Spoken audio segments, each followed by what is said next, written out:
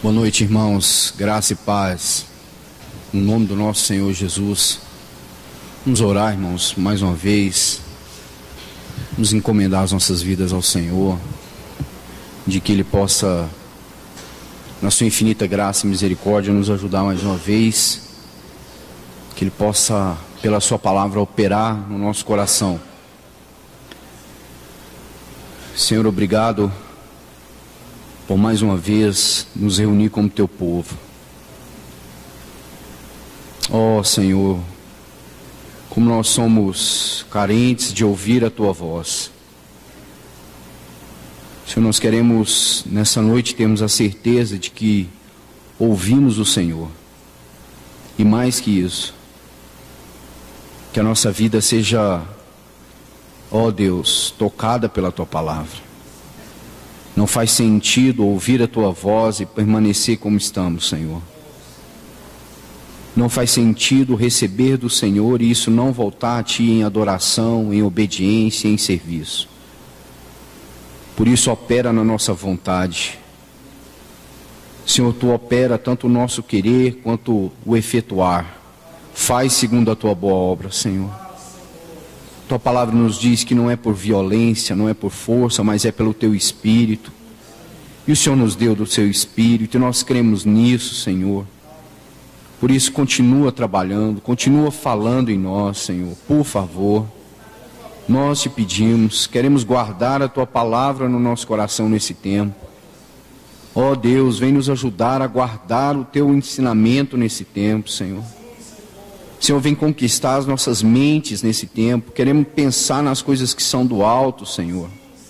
Ajuda-nos, ó Deus, como igreja nesse tempo do fim, para a glória do teu nome. Amém, Senhor. Irmãos, vamos abrir as nossas Bíblias. Eu gostaria de ler alguns textos com os irmãos. O primeiro deles está aqui, Neemias capítulo 13. Vamos ler do versículo 1 até o versículo 3. Naquele dia se leu para o povo, no livro de Moisés, achou-se escrito que os amonitas e os moabitas não entrassem jamais na congregação de Deus, porquanto não tinham saído ao encontro dos filhos de Israel com pão e água. Antes assalariaram contra eles Balaão para os amaldiçoar. Mas o nosso Deus converteu a maldição em bênção. Ouvindo eles, o povo, esta lei, apartaram de Israel todo o elemento misto. Ainda gostaria de ler o livro do profeta Malaquias, capítulo 3, versículo 1 e 2. Eis que eu envio o meu mensageiro, que preparará o caminho diante de mim. De repente virá ao seu templo o Senhor, a quem vós buscais, o anjo da aliança, a quem vós desejais. Eis que ele vem, diz o Senhor dos exércitos. Mas quem poderá suportar o dia da sua vinda? E quem poderá subsistir quando ele aparecer? Porque ele é como o fogo do ourives, e como a potassa dos lavandeiros. Irmãos, por favor, Evangelho de Lucas, capítulo 1, versículos de números 5 e 6. Nos dias de Herodes, rei da Judéia, houve um sacerdote chamado Zacarias, do turno de Abias. Sua mulher era das filhas de Arão e se chamava Isabel. Ambos eram justos diante de Deus, vivendo irrepreensivelmente em todos os preceitos e mandamentos do Senhor. Graças a Deus. Irmãos, o Senhor tem nos advertido nesses dias, por meio da sua palavra, quanto a uma obra de restauração no meio da sua igreja, no meio do seu povo para esse tempo de fim. Irmãos, o que caracteriza o mover, uma ação genuína do Espírito Santo no meio do povo de Deus, no meio da igreja de Deus, não é nada especulatório, não é um festival de acontecimentos extrasensoriais, não é basicamente o que nós sentimos, mas é uma obra que se opera no coração do povo de Deus, e essa obra, ela tem um caráter fundamental.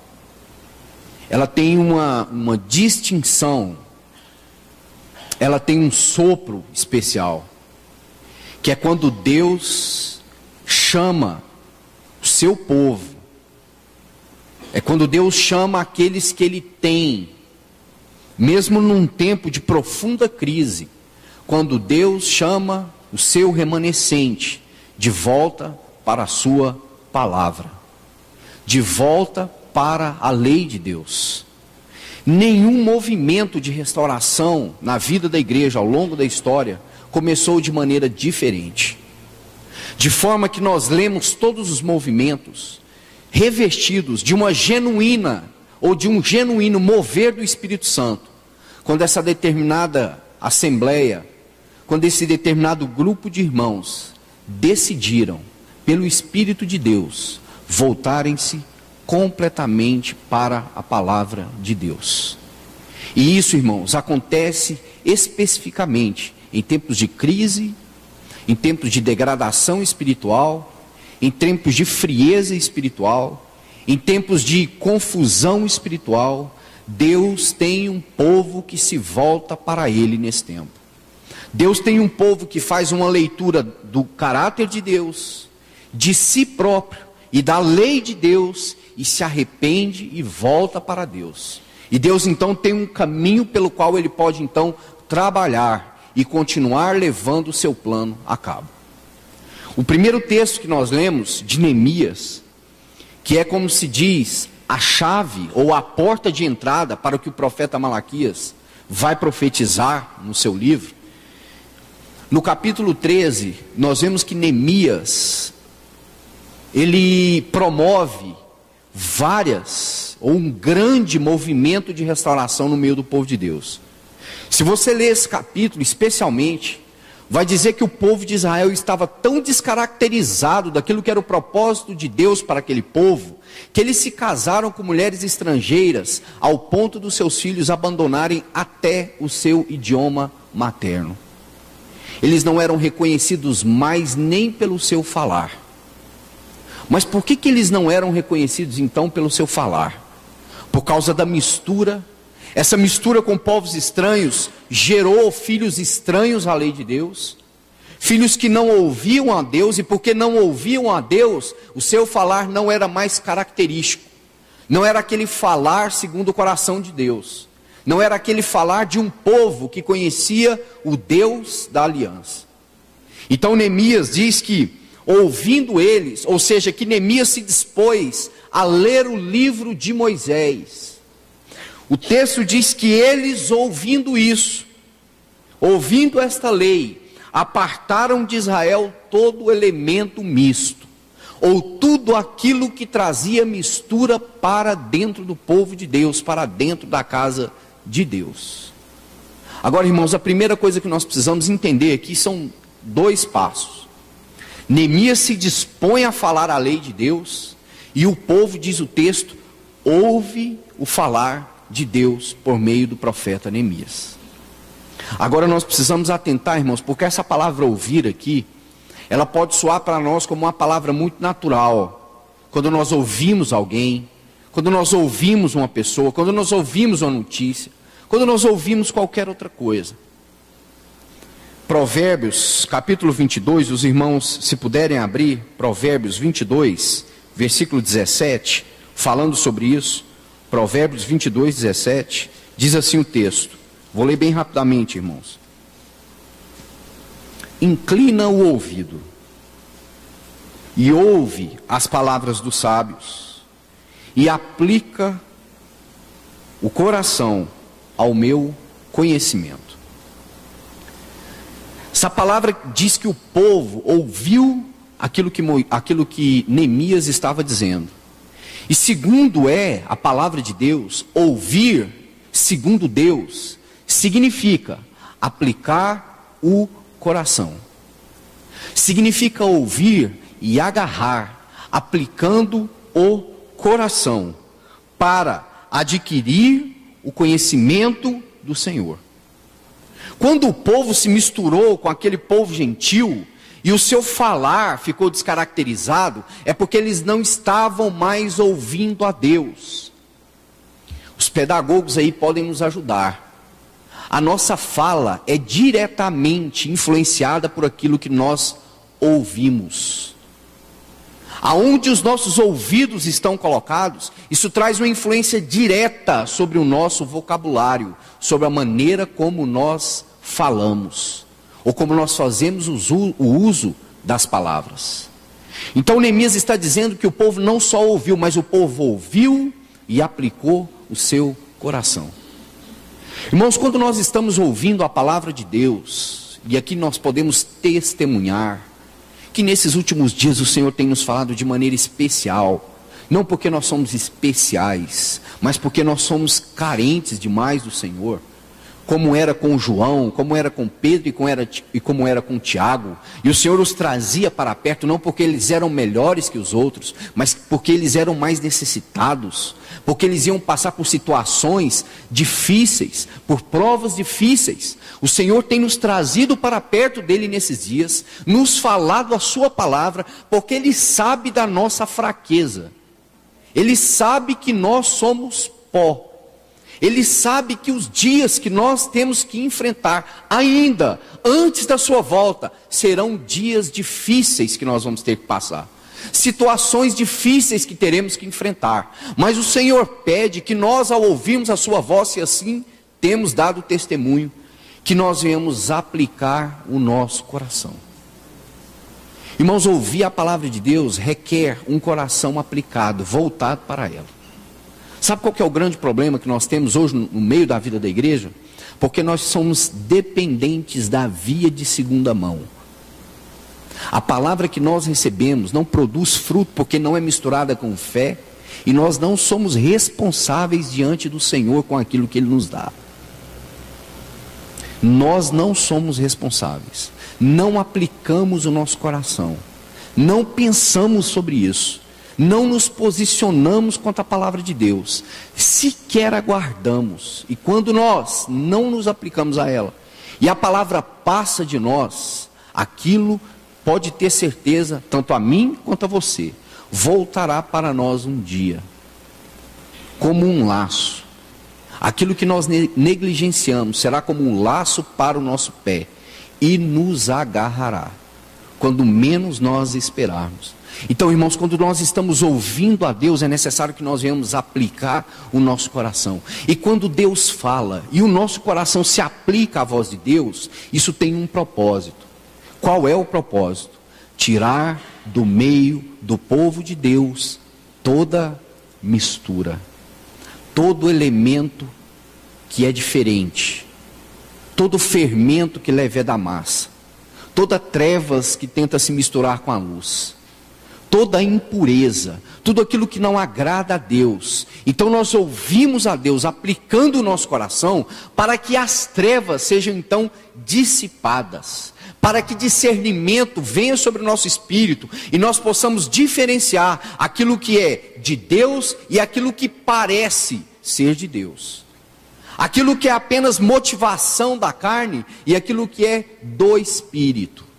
Por isso nós precisamos, irmãos, no nome do Senhor, pela habilitação do Espírito Santo, temos ouvido de erudito, para que nós venhamos ouvir e com isso aplicando o nosso coração, para que nós possamos realmente mastigar e ruminar a palavra de Deus nesse tempo do fim, para que ela venha tirar esses elementos estranhos do meio do povo de Deus, para que ela venha romper cadeias na sua e na minha vida, para que trevas sejam reveladas, quem sabe caminhos dos quais nós temos insistido ao longo dos anos, mas que já é hora de nós soltarmos essas coisas por meio da palavra de Deus, aplicando o nosso coração, não sendo somente ouvintes, mas praticantes, aplicados da palavra de Deus. Esse então é o ensino que traz aqui Neemias. Uma profunda reforma começa ouvindo a palavra de Deus e aplicando o coração. para que elementos estranhos sejam tirados do meio do povo de Deus. Mas por que Neemias está envolto nesse cenário justamente aqui? Irmãos, todos nós sabemos que o quadro que envolve, ou que engloba o livro de Neemias, fala-nos da restauração do povo, da restauração de Jerusalém, da restauração do testemunho de Deus na terra, da restauração do nome do Senhor na terra. Neemias estava preocupado que o povo fosse purificado, que todo elemento estranho deveria sair do meio do povo de Deus, porque ele tinha em vista aquele dia que Zacarias contemplou, quando o Senhor Jesus foi apresentado no templo.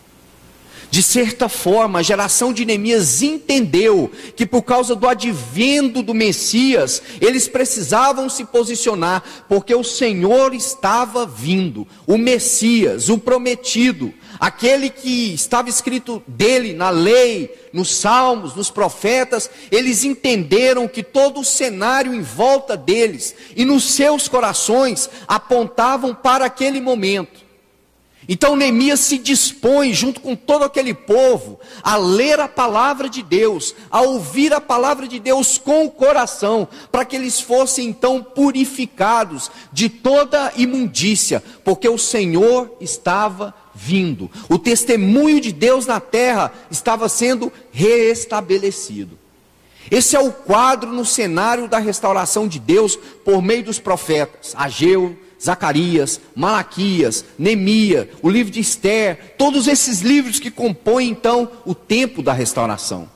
Eles tinham certeza, irmãos, pelo tempo, pela época, pela palavra, pelo momento, que eles estavam se preparando para a vinda do Messias, para a vinda do Filho de Deus, para a encarnação do Cordeiro, para a vinda do Verbo. Era essa a certeza que eles tinham nos seus corações. E quando nós lemos aqui o livro do profeta Malaquias, o capítulo 3, esses dois versículos, os dois primeiros versículos deste capítulo, diz que o Senhor enviou o seu mensageiro para preparar o caminho diante do Senhor mesmo. E ele diz: de repente virá ao seu tempo o Senhor, a quem vós buscais, o anjo da aliança a quem vós desejais. Essas expressões são significativas, irmãos. Eis que ele vem, diz o Senhor dos exércitos. Agora observe, há uma promessa clara aqui com relação à vinda do Senhor, com relação à primeira vinda do Senhor. Ele diz assim: ele virá ao seu templo, como o Senhor Jesus lá no livro de João foi ao templo. Ele virá ao seu templo, o Senhor mesmo virá ao seu templo para fazer uma obra de purificação. Agora não são mais os profetas, agora não serão mais sinais, mas senão o próprio Senhor virá ao seu templo. Olha o que eles estão recebendo como promessa: a quem vós buscais, o anjo da aliança a quem vós desejais. Eis que ele vem, diz o Senhor dos exércitos. Mas ele diz assim: mas quem poderá suportar o dia da sua vinda? E quem poderá subsistir quando ele aparecer? E aí tem duas características que se referem ao ministério do Senhor quanto à sua primeira vinda, e também são diretamente aplicados à segunda vinda do Senhor. Duas coisas: porque ele é como fogo do ourives, e depois como a potassa dos lavandeiros. Significa então, irmãos, que antes da vinda do Senhor, uma profunda obra de santificação por meio do Espírito e da palavra acontecerá no meio do povo do Senhor, visando, irmãos, a tirar toda a impureza, visando tirar toda a carnalidade, visando tirar toda a obra humana, todo o suor humano. Ele diz que há uma promessa, o Senhor virá, diz ele aqui, o Senhor dos exércitos, mas ele diz: quem poderá suportar o dia da sua vinda? Porque ele é como o fogo do ourives e como a potassa dos lavandeiros. Irmãos, e aqui nesses dois textos, eu queria gastar um tempo juntamente com os irmãos, porque quando nós lemos Lucas, você sabe que toda a nação de Israel toda a nação de Israel, os sacerdotes, o templo, tudo estava funcionando. Como o Senhor nos disse aqui acerca do livro de Malaquias, o problema não era que as ofertas, que os sacrifícios não estavam sendo feitos. Eles estavam sendo feitos, mas sem uma consciência do caráter santo de Deus. E quando nós abrimos o livro de Lucas, sabe o que acontece, irmãos? O sacerdote está ministrando segundo o seu tempo. As coisas estão religiosas, estão funcionando diretamente na nação. Eles estavam sacrificando, eles estavam ofertando. Mas diz o texto que 5 pessoas, algumas características ali são muito interessantes, que eles eram cheios do Espírito, que o Espírito vinha sobre eles, mas diz assim, que aquelas 5 pessoas eram justos diante de Deus, e que eles viviam irrepreensivelmente todos os preceitos de Deus. Você ouviu essas frases? Não diz que eles eram justos perante as pessoas, mas diz que eles eram justos diante de Deus e que eles obedeciam irrepreensivelmente todos os preceitos de Deus. E o que eles receberam da parte de Deus?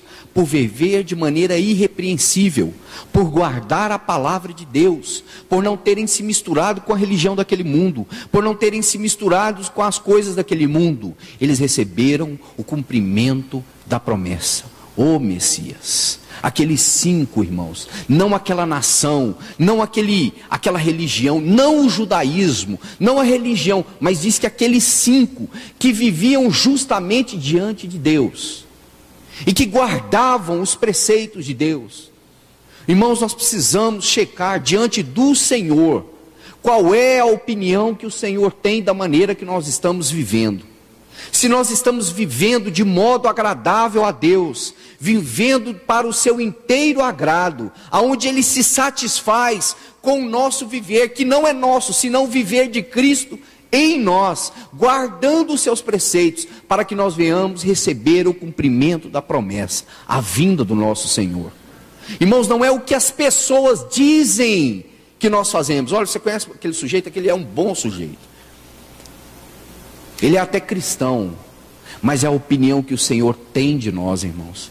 Se nós estamos guardando a sua palavra, se nós estamos observando a sua palavra, se nós estamos vivendo irrepreensivelmente os seus preceitos, se nós estamos expondo o nosso coração nas Escrituras, ou se nós estamos apenas lendo as Escrituras, se nós estamos ouvindo e aplicando o coração, dizendo: Senhor, tem misericórdia de mim e faz uma obra na minha vida, porque eu quero receber a visitação do Senhor, eu quero estar nesse número 5, eu quero estar com esse, eu não quero estar na multidão, eu quero estar com aqueles que receberão o cumprimento da promessa do Senhor para este tempo do fim. Irmãos, isso é impressionante, porque o texto de Malaquias diz que, por um lado, a revelação da face de Deus, ou a revelação da face do nosso Senhor, nesse tempo do fim, ela cumpre 2 distintas tarefas. Uma no meio do povo de Deus, e outra para com o mundo. Nós vamos ver isso, irmãos. Abra sua Bíblia comigo, por favor. Salmo de número 80, versículo 3. Restaura-nos, ó Deus. Faze resplandecer o teu rosto e seremos salvos. Versículo 14. Ó Deus dos exércitos, volta-te, nós te rogamos. Olha do céu e vê a vinha, e visita esta vinha. Protege o que a tua mão direita plantou, o sarmento que para ti fortaleceste. Está queimada, está decepada, perecem os nossos inimigos pela repreensão do teu rosto. Seja a tua mão sobre o povo, da tua destra, sobre o filho do homem que fortalecestes para ti. Agora abra comigo, Apocalipse capítulo 6. Apocalipse capítulo 6. Versículo 15 até o 17.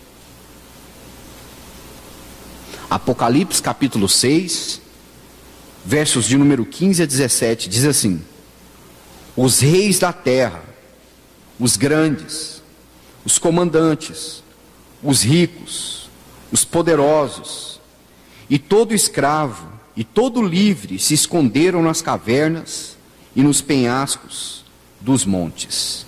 E disseram aos montes e aos rochedos: caí sobre nós, e escondei-nos da face daquele que se assenta no trono e da ira do Cordeiro.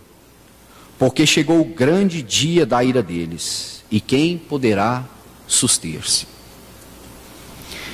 Irmão, você entendeu os dois lados dessa moeda? Por um lado, nós estamos orando para que o Senhor mostre a sua face. Senhor, mostra-nos a tua face e seremos salvos.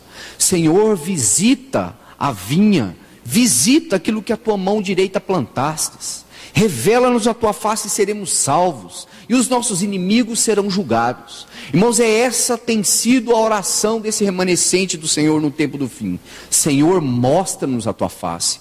Senhor, vem nos visita. Senhor, volta para nós. Senhor, mostra-nos a tua face. Como diz a Escritura, que nós o veremos e seremos conhecidos, e o conheceremos assim como somos conhecidos. Então a nossa oração é essa, para que o Senhor venha e nos mostre a sua face.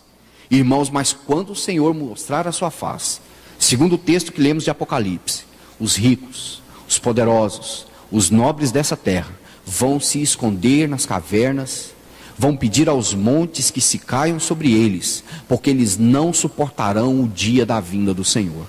Irmãos, sabe por que o mundo tem tentado nos expelir daqui? Sabe por que está ficando insuportável para nós um passeio na cidade? Sabe por que está ficando insuportável para nós ir ao shopping? Sabe por que nós não temos mais prazer nas coisas deste mundo? Só tem uma explicação, e óbvia: nós não somos deste mundo. E sabe o que o Senhor está fazendo, irmãos? O Senhor está resumindo as nossas vidas. E sabe qual a visão que nós teremos nesse tempo do fim? Aquela que Balaão mesmo teve. Eis que eu vejo um povo que habita na terra, e é um povo que habita só.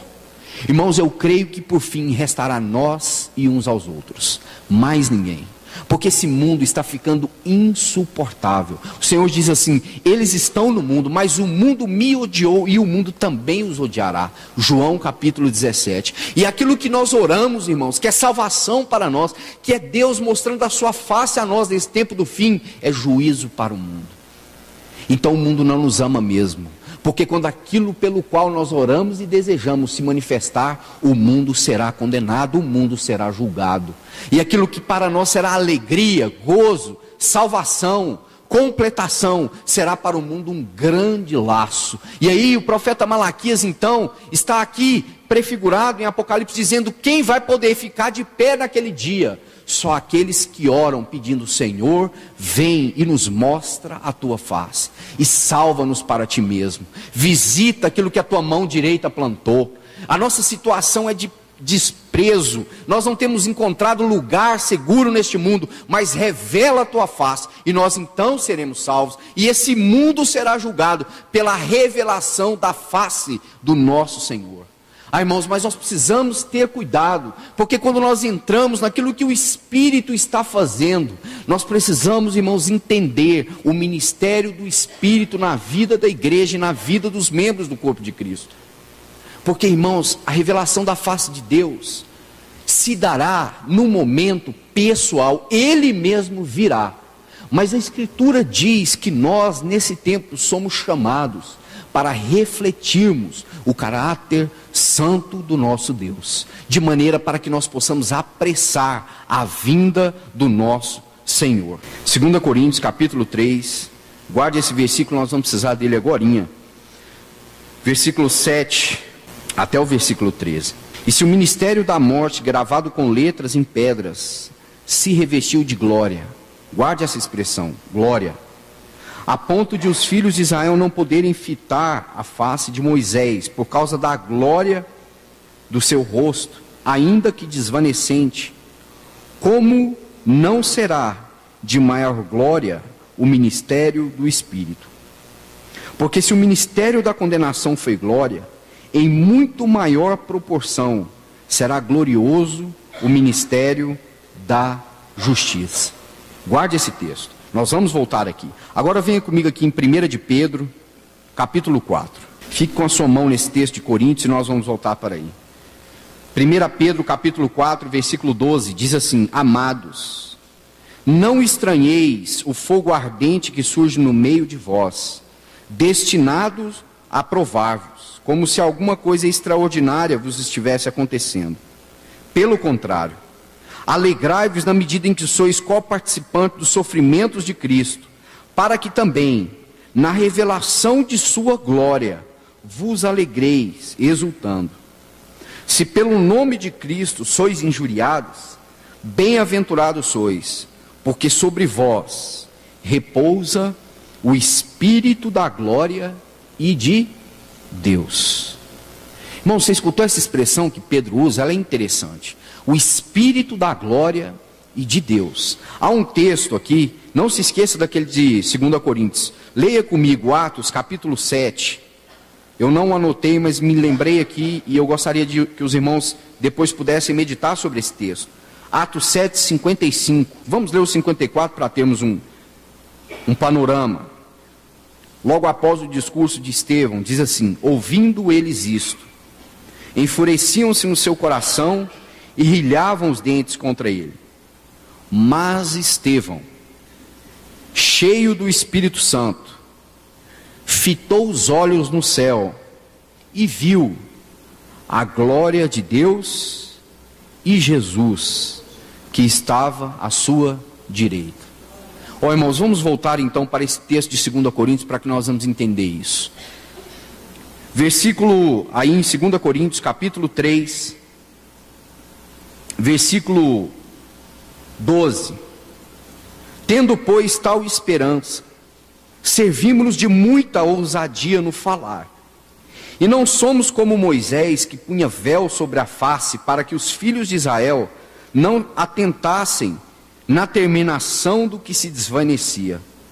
Mas os sentidos deles se embotoaram, pois até o dia de hoje, quando fazem a leitura da antiga aliança, o mesmo véu permanece, não lhe sendo revelado que em Cristo é removido. Mas até hoje, quando é lido Moisés, o véu está posto sobre o coração deles. Quando, porém, algum deles se converte ao Senhor, o véu lhe é retirado. Ora, o Senhor é Espírito, e onde há o Espírito do Senhor, onde está o Espírito do Senhor, aí a liberdade. Agora observe. E todos nós, não só um. Na antiga dispensação, só Moisés.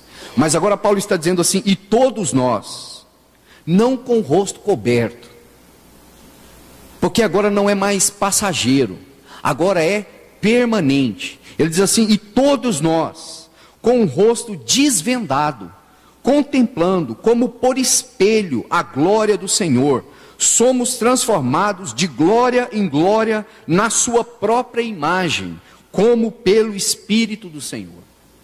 Irmãos, esse texto ele é muito impressionante, porque Paulo está dizendo assim que nós, contemplando a glória do Senhor, contemplando a glória do Senhor na sua palavra, ouvindo a sua voz, aplicando o nosso coração à sua palavra, somos transformados de glória em glória na sua própria imagem, de modo que aquilo que é refletido pelo trabalho do Espírito e da palavra, não é mais a nossa personalidade, não é mais a nossa maneira de pensar, e nem a nossa maneira de agir, mas é o caráter de Cristo sendo moldado e formado em nós. E isso significa, como diz Apocalipse capítulo 12, quando aquela mulher está dando à luz aquele filho varão, diz o texto que um grande dragão se põe de frente dela. Sabe por quê? Porque ele queria devorar aquele filho varão, porque ele sabia que se aquele filho varão fosse então dado à luz, ele estaria julgado. Irmãos, veja que o texto está dizendo aqui é que à medida que o Espírito Santo avança no nosso espírito, nos conformando de glória em glória, como na imagem do Senhor, por meio do seu Espírito, isso significa juízo para este mundo. Irmãos, o Senhor poderia julgar este mundo sem nós, mas sabe como Ele fará isso? Através da sua igreja, da sua noiva, conformada à sua imagem e ao seu caráter santo. O que Paulo está dizendo é que aquilo que o Espírito Santo está fazendo em mim e você agora, é juízo para este mundo. Sabe por que você não tem encontrado lugar neste mundo? Sabe por que esse mundo não te traz satisfação? Sabe por que você tem vivido esses dias? E me parece até às vezes, irmãos, que nós somos tolhidos até de esperança. Porque às vezes, na nossa vã consciência, às vezes nas nossas peregrinações da mente, nós acabamos que entendemos de achar que o mundo realmente poderia ficar melhor. Ah, irmãos, e não vai ficar. Nós seremos expelidos dessa terra. Sabe por quê? Porque nós não fomos feitos para ela. Nós estamos no mundo, mas nós não somos do mundo. E aquilo que o Espírito Santo de Deus está trabalhando em nós por meio da sua palavra, visa para que nós venhamos refletir o caráter do nosso amado Senhor. Irmãos, como diz o texto de Malaquias, ele é como o ourives, o fogo do ourives. Jeremias capítulo 23, se não me engano, o versículo 10 diz que o ourives tem vergonha do seu trabalho. Sabe por quê? Observe isso. Diz que ele tem vergonha do seu trabalho, porque quando ele termina o seu trabalho, no seu trabalho não há fôlego de vida. Ele olha para aquilo e não vê naquilo contentamento. Mas sabe o que o fogo do santo ourives, o nosso amado Senhor, faz? Nos prova, e nos prova cada vez mais, com um só objetivo, até que ele veja a sua face em nós, resplandecendo. O fogo purificador do ourives, o santo ourives, o nosso Senhor, ele vai nos colocar nesse fogo, purificando, tirando todo elemento estranho, até que a sua face seja refletida em nós. Por isso que Pedro diz: não estranheis o fogo provador que surge no meio de vós, como se algo espetacular estivesse acontecendo. Irmãos, é o nosso Senhor requerendo o seu caráter em nós. É o nosso Senhor requerendo a sua vida em nós. É o nosso Senhor requerendo de nós obediência, requerendo de nós um ouvido aplicado à sua palavra, um coração voltado a Ele. E também diz mais, que Ele é como a potassa do lavandeiro.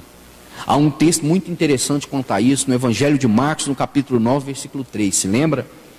No Monte da Transfiguração, diz que o nosso Senhor foi revestido de glória, de maneira tal que as suas vestes se tornaram tão brancas que ninguém nessa terra, nenhum lavandeiro dessa terra poderia a ter purificado como pura elas ficaram.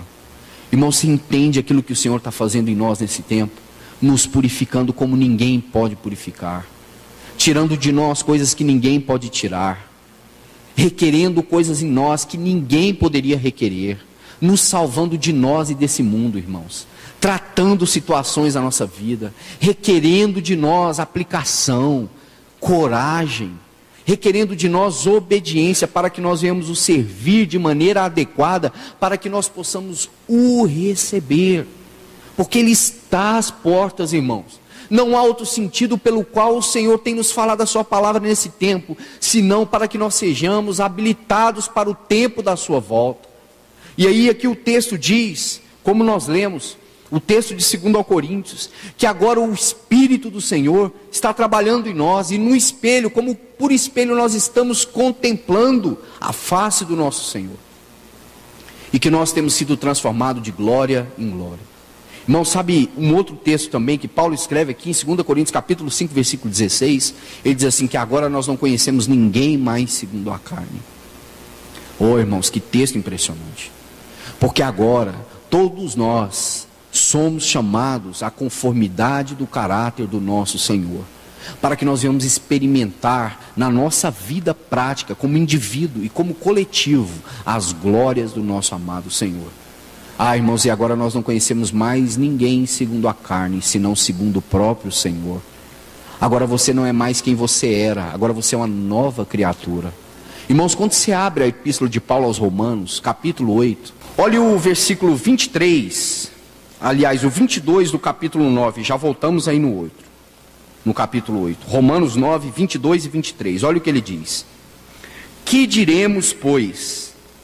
Se Deus, querendo mostrar a sua ira e dar a conhecer o seu poder, suportou com muita longanimidade os vasos de ira preparados para a perdição, a fim de que também desse a conhecer as riquezas da sua glória, em vasos de misericórdia, que para a glória preparou de antemão. E eu vou voltar nesse texto de Romanos capítulo 8. Irmão, você lembra quando nós lemos o discurso de Estevão, capítulo 7, versículo 55? Diz que Estevão estava para ser apedrejado, e quando ele olhou para o céu, ele viu a glória de Deus e Jesus. Agora você viu esse texto de Romanos que Paulo diz aqui? Ele diz que ele suportou com longanimidade os vasos de ira preparados para a perdição, para que ele também desse a conhecer a riqueza da sua glória em vasos de misericórdia, que para a glória preparou de antemão. Quando você lê Efésios, Paulo diz assim que nós fomos escolhidos nele antes da fundação do mundo. E aqui ele está dizendo que nós somos esses vasos de misericórdia que para a glória ele nos preparou de antemão. Agora espere, irmãos. Você sabe que esse capítulo 8 aqui tem 3 gemidos. Há um gemido do Espírito, o Espírito geme. Há um gemido da criação. E nós também gememos no nosso espírito, aguardando a adoção de filhos, a transformação do nosso corpo. Irmãos, agora pare para pensar um pouco nisso. Se lembra? Gênesis diz, capítulo 2, que todos os dias, capítulo 3, que todos os dias, na viração do dia, Deus vinha ter comunhão com o homem. Não é assim? Nós lemos isso lá. Irmãos, agora pare para pensar. Isso não está descrito na Bíblia, mas nós podemos aqui imaginar isso. Tudo que havia na terra, todo ser vivente, toda árvore, toda erva, todo animal de mar, todo réptil, tudo que havia sido criado por Deus tinha sido criado. Era Deus o Criador de todas as coisas. E o texto então diz que Deus tinha comunhão com o homem e ele vinha no jardim ter comunhão com o homem. Irmão, você já parou para pensar como a natureza reagia à descida do seu Criador? Você já pensou como os mares se comportavam? Como os peixes se comportavam? Como as árvores se comportavam? Como o sol se comportava? Deus vinha ter comunhão com o homem. E na minha humilde maneira de pensar, eu creio que a terra sofria um avassalo de alegria, de modo que os animais bradavam o nome de Deus, as águas davam a glória do seu nome, as árvores engrandeciam a tua presença, tudo que havia na terra louvava o Senhor, porque o Criador de todas as coisas vinha ter comunhão com o homem no jardim. Mas irmãos, quando se lê esse capítulo 8, diz que a criação foi sujeita à vaidade, e que ela espera a manifestação dos filhos maduros de Deus, para que ela seja redimida do cativeiro do pecado. Irmão, pare para pensar um pouco sobre isso. Aqui no capítulo 9, Paulo está dizendo que nós somos os vasos de misericórdia separados para Deus, para manifestar a sua glória. Irmão, sabe por que o Senhor nos chamou para esse tempo do fim? Para manifestar a sua glória. E sabe o que mais, irmãos? Quando Cristo for visto em nós de maneira plena e nós formos esses filhos maduros para o Senhor, irmãos, se assustem. O mundo será, a natureza será redimida do cativeiro da corrupção. E eles aguardam ansiosamente. O texto diz que há uma expectação da natureza. Ela aguarda para que os filhos maduros de Deus sejam manifestos. Irmãos, para que o mundo seja julgado e para que ela seja redimida. E nós também gememos pela adoção da nossa herança no Senhor. Para que aquilo que é mortal seja revestido de imortabilidade. E aquilo que é morte seja então vida para sempre. Irmãos, então você entende que tempo é esse que nós estamos experimentando da parte de Deus? Que irmãos do passado, quando entenderam o real momento e a hora que eles estavam, eles precisaram se preparar de maneira mais adequada, ouvindo a palavra de Deus, aplicando o seu coração à palavra de Deus. Irmãos, nós precisamos nos atentar para isso nesse tempo do fim. É para isso que o Senhor tem nos chamado, é para isso que o Senhor tem nos colocado nesse tempo, para que nós venhamos ouvir a tua palavra, aplicar o nosso coração e permitirmos sermos trabalhados pelo Senhor, porque, irmãos, algo grandioso o Senhor fará por nós, em nós e através de nós nesse tempo do fim. Ó, irmãos, nós temos experimentado dias degradantes na face da terra. E sabe o que vai livrar, o que vai mostrar a este mundo que Deus é santo e que Deus é glorioso? É o Senhor trabalhando na nossa vida. Sabe quando o mundo tenta quebrar com os padrões de família? Há um povo nessa terra que foi chamado para sustentar o testemunho do Senhor na família. Eis o teu povo. Sabe quando o mundo tenta quebrar todo o princípio de Deus? Deus tem um povo na terra que lhe é chamado para sustentar o seu testemunho. Ô irmão, depois você leia na sua casa. Poderíamos ler agora. Mas eu acho muito interessante quando a Bíblia conta a história de Noé. Você sabe que Noé, depois de Adão, se passam 7.000 anos até Noé. E eu acho muito lindo o capítulo 6 e o versículo, se eu não me engano, o versículo 9. E o capítulo 7 e o versículo 1. Sabe o que diz lá? Diz assim: e esta é a história de Noé. Início do capítulo 6. No capítulo 7 diz assim: entra na arca. Veja, essa é a história de Noé. Capítulo 6, versículo 9. Capítulo 7, versículo 1. Entra na arca. Sabe o que você vai acontecer quando você lê lá em Hebreus, capítulo 11, na Galeria da Fé, quando vai falar acerca então de Noé? Diz assim que pela fé, Noé, escute essas palavras, divinamente instruído acerca das coisas que não se viam.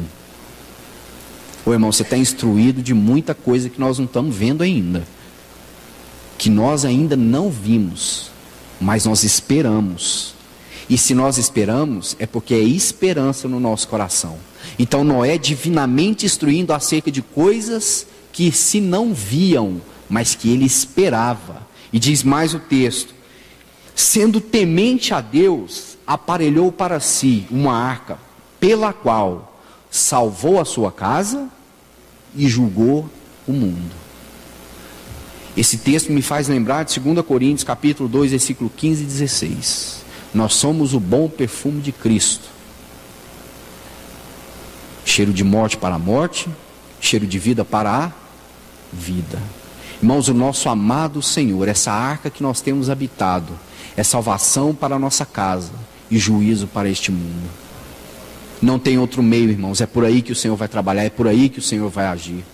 Que nós possamos nesses dias estarmos atentos à voz do Senhor, ao falar do Senhor, guardando a sua palavra, para que nós venhamos ser mecanismos, ferramentas adequadas do Senhor para o juízo do mundo e para a salvação da nossa casa. Que Deus nos abençoe em Cristo Jesus, irmãos. Vamos orar mais uma vez. Senhor, a Ti toda a glória nessa noite, nessa reunião. Senhor, nós encomendamos a Ti a palavra dessa noite. Confirma aquilo que é do Senhor. Ó Senhor, nós queremos aplicar o nosso coração à Tua palavra nesses dias, para que uma profunda obra de limpeza venha acontecer em nós, Senhor.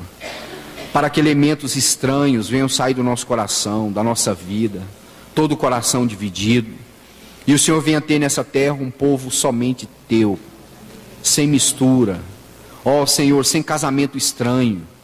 Senhor, sem linguajar estranho, mas um povo puro, uma noiva santa, sem mancha, sem mácula, nem ruga ou coisa semelhante.